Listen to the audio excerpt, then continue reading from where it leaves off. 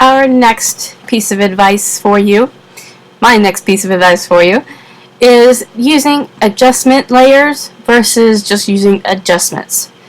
Now, I'm gonna discuss this a little bit in a future video, but basically, adjustments are things that you're making to the whole entire image.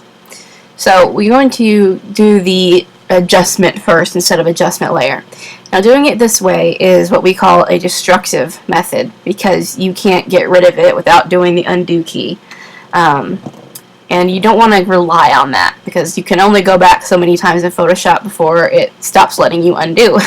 And you may end up doing something between what your adjustment and then your undo later that you do not want to get rid of. And sometimes it's not something that's easy to do again. So I'm going to image adjustments, and let's say I'm going to go to Hue Saturation. Let's say my photo has a yellow cast to it.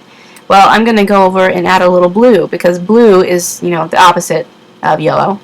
And so if I had a yellow text, if I had a yellow cast in my photo, this would fix it.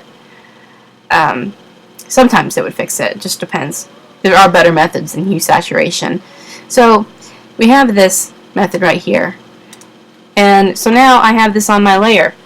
Now what am I going to do if I want to get rid of that and it's too late to undo it with the, edit undo? Well, we're going to use something. I'm going to hit edit undo. But then our next option is to use adjustment layers, which are down here in this little half filled circle. And you get all these options. And we're going to use Hue Saturation is down here in this third section near the top. And here I'm going to, let's say my photo has a blue cast to it. Well, I'm going to do it this way, or maybe I want to make my box pink instead of red, as you can see here. So we have that layer right here. Now let's say I don't like that. Let's get rid of it. You can just get rid of it or delete the layer, no matter what you have done in between making that adjustment layer and then wanting to get rid of it later. So those are adjustments versus adjustment layers.